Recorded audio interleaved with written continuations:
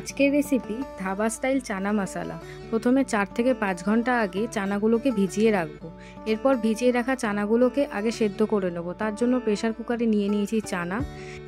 এরপর এর মধ্যে পরিমাণ মতো জল নিয়ে নেব।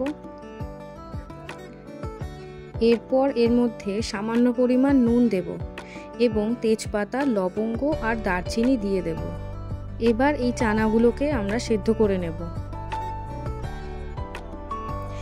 পর কড়াইতে সর্ষের তেল দেব। তেল গরম হয়ে গেলে তাতে তেজপাতা, শুকনো লঙ্কা, এলাচ, লবঙ্গ, দারচিনি ফোড়ন দেব। ফোড়নের একটা সুন্দর গন্ধ বের হলে তাতে পেঁয়াজ বাটা দিয়ে একটু ভাজা ভাজা করে নেব।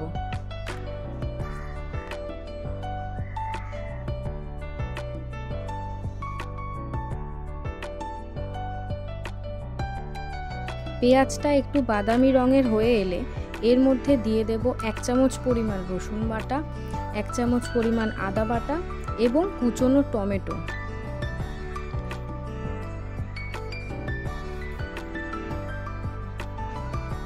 এগুলিকে ভালো করে কষিয়ে নেব।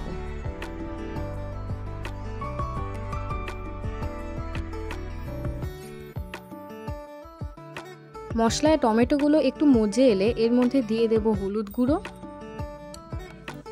লঙ্কার গুঁড়ো, ধনের গুঁড়ো এবং সামান্য পরিমাণ জিরের গুঁড়ো দিয়ে ভালো করে মশলাটাকে কষিয়ে নেব।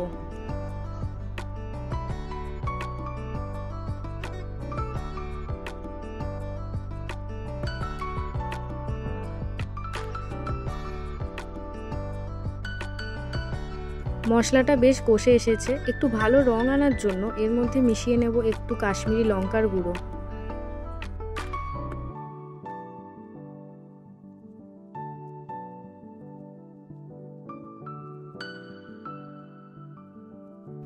এরপর এর মধ্যে স্বাদ মতো নুন দিয়ে দেব।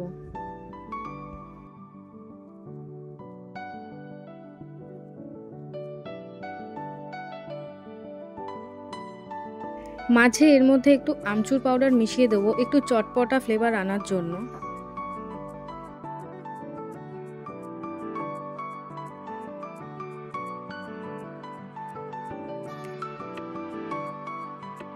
এরপর এর মধ্যে সামান্য পরিমাণ চিনি এবং কিছুটা জল নিয়ে ভালো করে মশলাটা একটু নেড়ে নেব।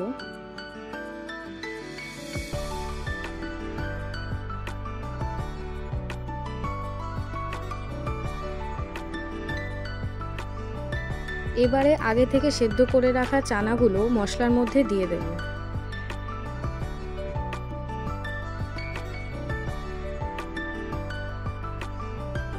চানাগুলোকে মশলার সাথে একটু মিশিয়ে নিয়ে এর মধ্যে পরিমাণ মতো জল দেব, দিয়ে 5 মিনিট ফুটিয়ে নেব ভালো করে।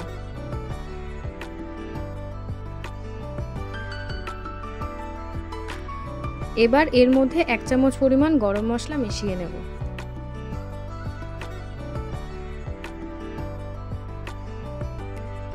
এরপর অন্য একটা প্যান নেব, তাতে সর্ষের তেল দিয়ে একটু গরম করে তাতে কুচনো আদা এবং কুচনো পাকা লঙ্কা আর একটু কসৌরি মেথি দিয়ে ভালো করে 1 মিনিট নেড়েচেড়ে একটা তড়কা বানিয়ে নেব।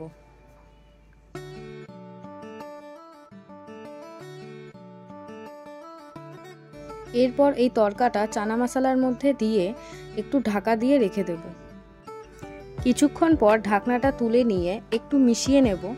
এরপর ওপর থেকে একটু কুচনো ধনেপাতা ছড়িয়ে দেব। তৈরি ধাবা স্টাইল চানা মশলা। গরম গরম রুটি বা পরোটার সাথে সার্ভ করুন এই ধাবা স্টাইল চানা মশলা।